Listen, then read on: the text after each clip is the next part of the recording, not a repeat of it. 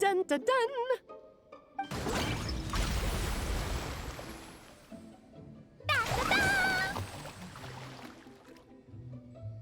Da da da!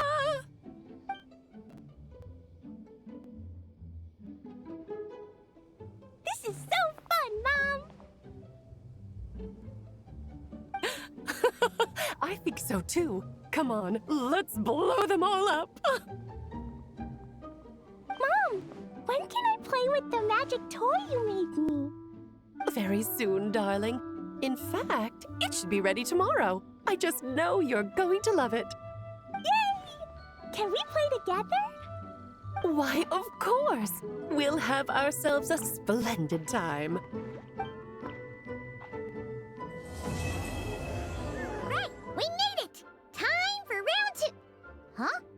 Was this bubble this color before? Is something wrong? I'm not sure. It was like this when I came to check on things this morning. Of course, the world within the magic bubble is imaginary, so the same should be true of this abyssal power. At least for now.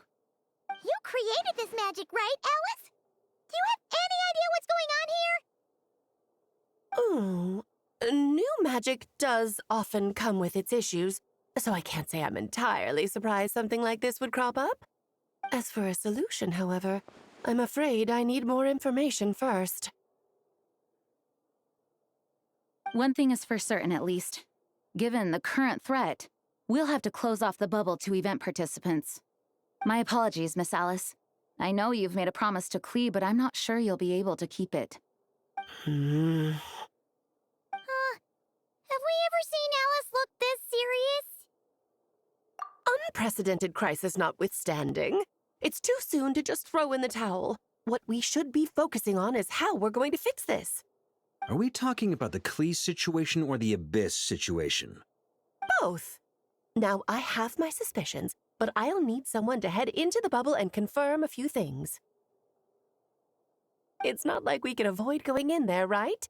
We have to nip this crisis in the bud, after all. I agree. We have to take action. All right. I'll go convince Klee to play somewhere else for now and then head right back. In the meantime, Nicole, be a dear and keep observing the bubble from out here. Oh, and provide any fixes you can while the rest are inside. I don't know, Alice. There are quite a few unknowns here. It's not like I can force people to head in there and take that risk. We angels aren't miracle workers. You sure about that? Fine. I'll do what I can. Just be quick, okay? This is your magic, after all. Well, guess this is our best option. We're definitely not gonna sit back and watch. The part where Barbados uses the lyre to summon Abyss-corrupted Dvalin. Then, everyone joins forces to fight him inside Storm Terror's lair, purges him of abyssal influence, and there you have it. Happy ending. Before we set off, I just want to stress that whatever is happening in the bubble right now is a huge unknown. I was able to maintain contact before, but right now all I can observe within is chaos, so I imagine communication might be cut off as well. It might be difficult for us to guide you, so proceed with caution. Don't worry. This isn't our first... There's also a last resort I can fall back on if worst comes to worst. Though it would mean all our recent hard work going to waste. You mean destroying the bubble entirely? Yes, if it comes down to it. All right, I'll monitor the situation from outside and provide whatever external fixes and support I can in the meantime. Understood. Prepare for the worst, hope for the best. Sound good? All right, let's go.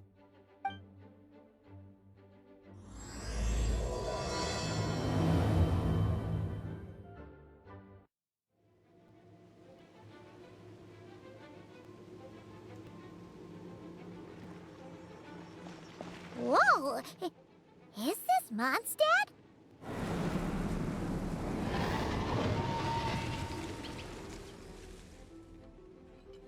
Look! It's Dvalin!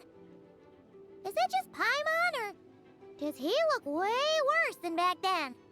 You're right. The corruption has spread throughout his entire body. If we had failed to purify him in real life, I imagine this is what would have become of him. Wait! It looks like something's falling! It's his tears. This is it. Ready, everyone? More than. Of course. I just hope I learned a thing or two since the first time around. Ha! Guess I'm the newbie, huh? Good thing I'm a quick learner then. What about you, Traveler? This was your first big fight in Tibet. Were you nervous back then? How about now? I'm not nervous. We've all grown a lot since then. We overcame this challenge once, and we can do it again. Paimon believes in you! Then let the mournful cries of this lyre, tainted and defiled, summon a familiar now utterly warped.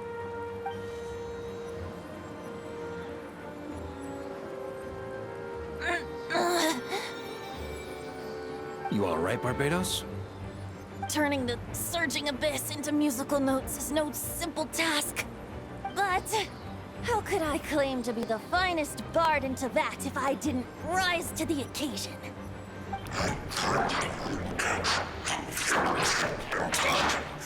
I have heard enough.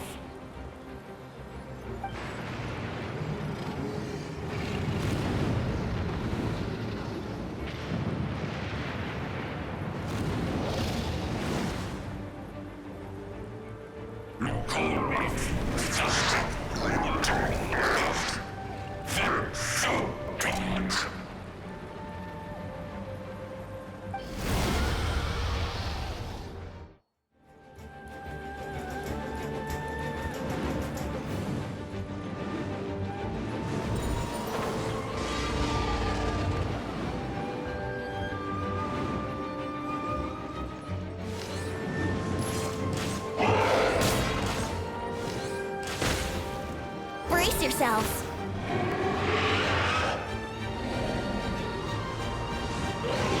Oh boy! It's Superman now!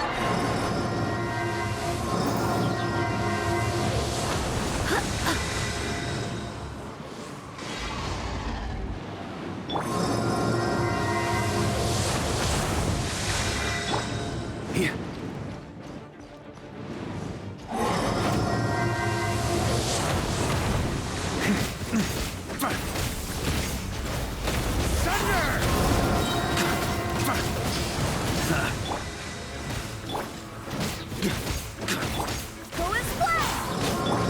Let's play!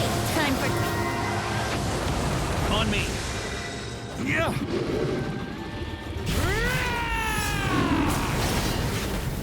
Up the ante!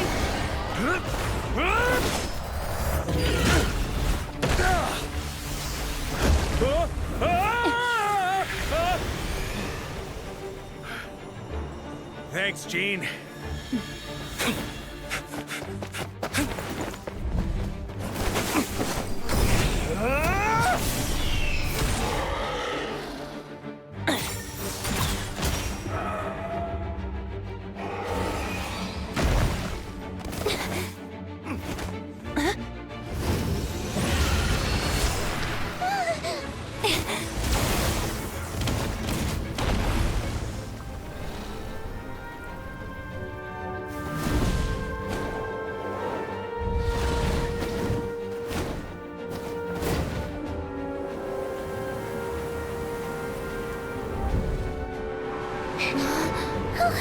Devouring, you're here! I follow the lyre song, wherever it leads. Thank you.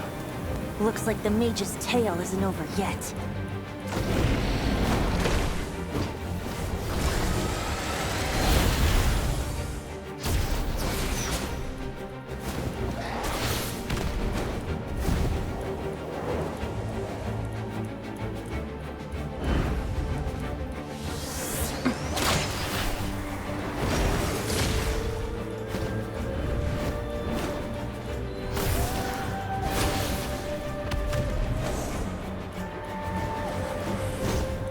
Might not be a happy ending, but someone's got to strike the final blow. It's your turn to be the hero. I'll take knight over hero any day.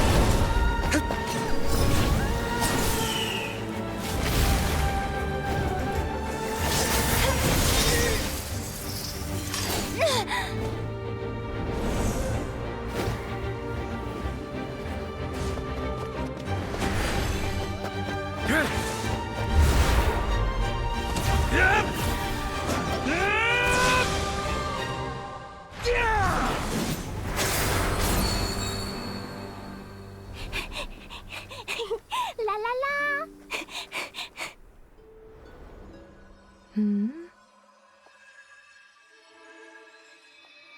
Oh.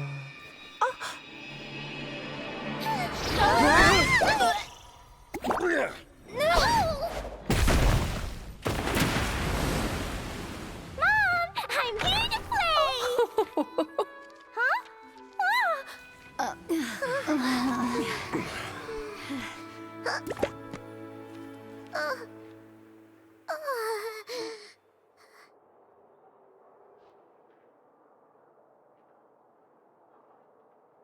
Looking for me?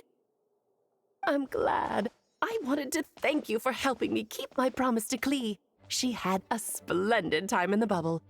Nicole came with us to make sure all was in order and prevent any similar incidents from happening in the future.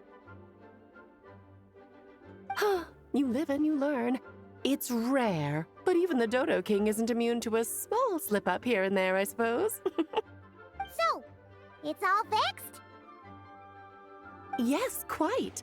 The recording work is done as well, so now all we have to do is play it on loop. It should be smooth sailing from here on out.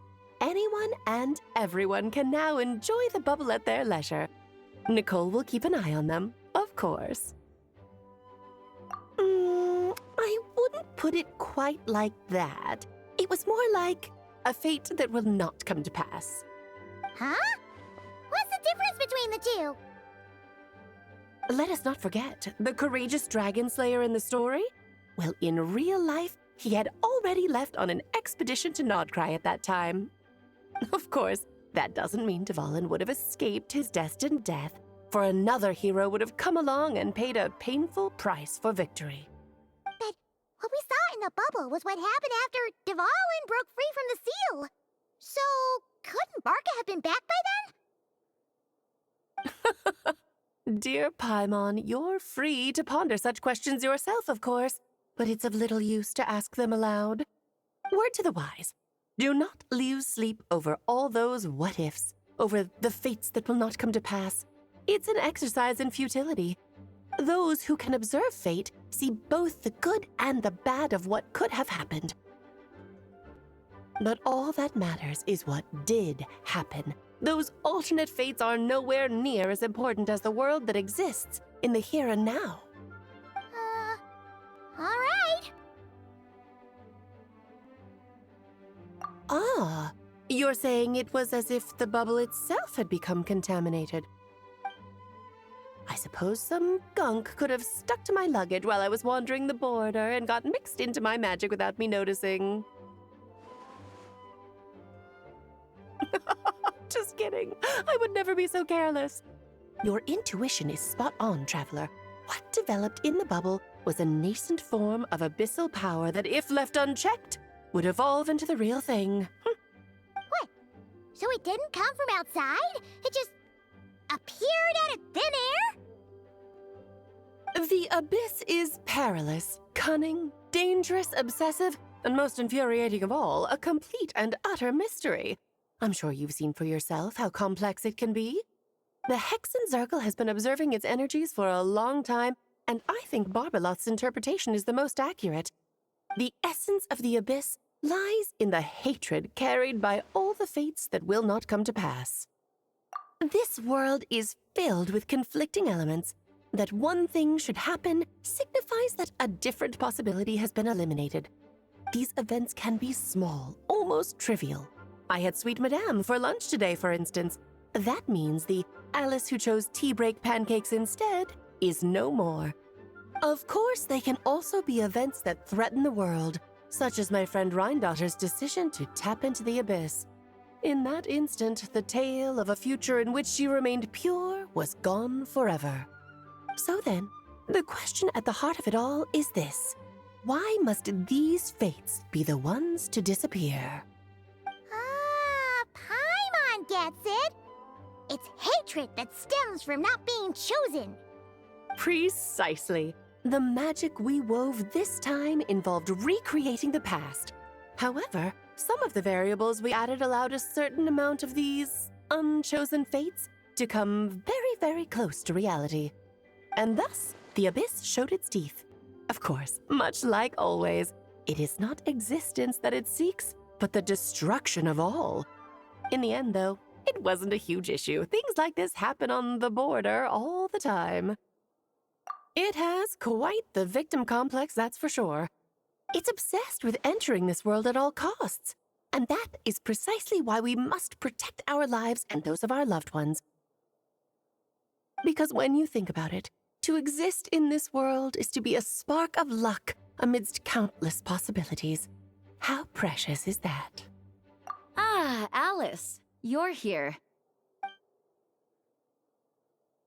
I'm truly sorry about this, but per the regulations of the Knights of Favonius, I'm afraid I must send you to confinement. Whatever for? Things turned out just fine with the magic bubble. Besides, if that's what this is about, shouldn't Nicole come along too? It's not about the bubble. We received word that a number of fish have been injured as a result of explosions near Starfell Lake. As I'm sure you're well aware, fish blasting is strictly prohibited. Oh dear. Run, Klee! Save yourself! She's already inside. Guess it's a day of first for the Dodo King, huh? Oh, farewell, forever traveler. You shall never see me again.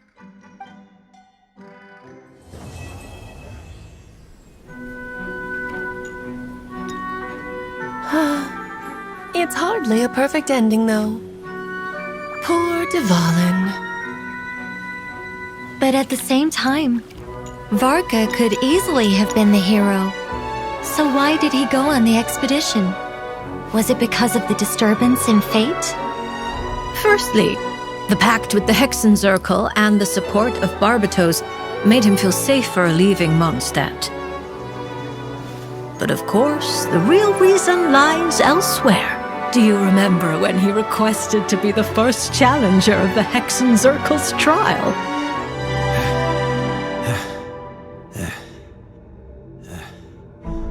I'm impressed. You have passed the trial. State your request. Request? Oh, I hadn't thought about that. I just wanted to put my strength to the test. Maybe I could get a peek at your scry glass? He looked into your scry glass. But what could an ordinary human hope to see? Most people would see nothing. All that can be seen within the scry glass is that which fate itself wishes to reveal to you. What I can be sure of is that he saw a disaster. A calamity of abyssal origin has arisen in Nodcry. Its reach will soon extend to Mondstadt. Even now, this calamity is claiming many innocent lives, both in Nodcry and the outskirts of Snezhnaya. So that's why Varka launched his expedition to Nodcry? He lost no time in taking action. Clearly there is substance behind his talk of chivalry. Barbie, don't tell me. This was you testing him? Fate showed him the way. I didn't need to. All I know is that he truly is worthy of the Hexenzirkel's support.